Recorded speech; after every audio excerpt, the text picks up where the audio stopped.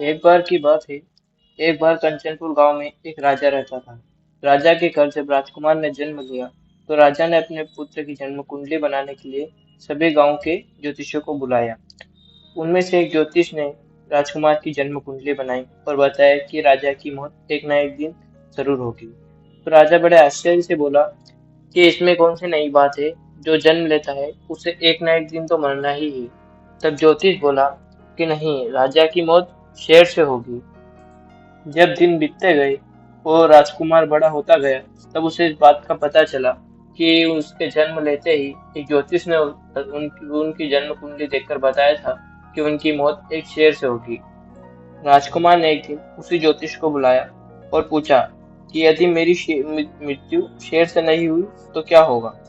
अगर ऐसा नहीं हुआ तो मैं अपनी सारी ज्योतिष विद्या को बुला दूंगा।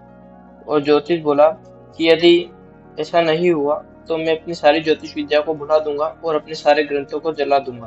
तब राजकुमार बोला कि यदि ऐसा है तो मैं राज्य के सारे शेरों को मार दूंगा।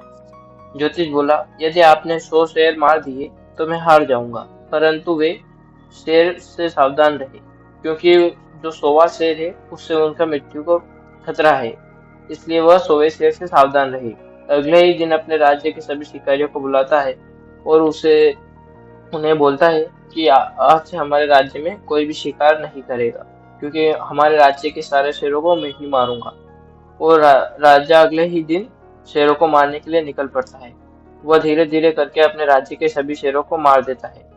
और तब उसकी उनकी उम्र शादी की हो चुकी थी। तब वह कहते हैं मंत्रियों से कि मेरे लिए लड़की ढूंढो, क्योंकि मैं जब ससुराल जाऊंगा तो वहाँ के भी शेरों का मुझे डर है, इसलिए मैं वहाँ के भी शेरों को मारना चाहता हूँ।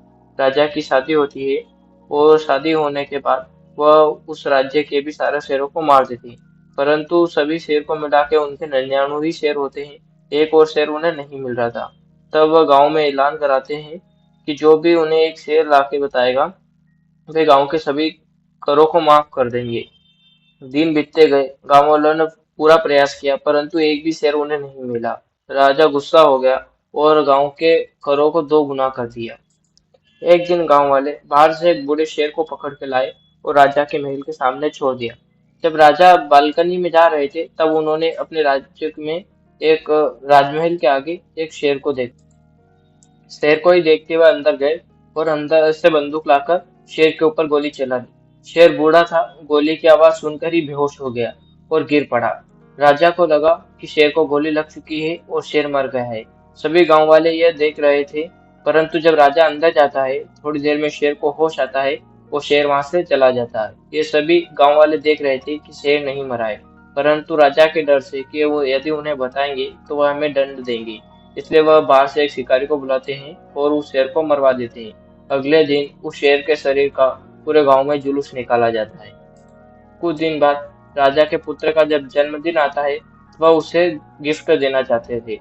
गिफ्ट के लिए वह एक शॉप पे जाते हैं और वहां से एक बांस का सेर लेके आते हैं। जब राजा ये बांस का सेर अपने पुत्र को दे रहे थे, तब एक बांस का टुकड़ा उनके हाथों में लग जाता है।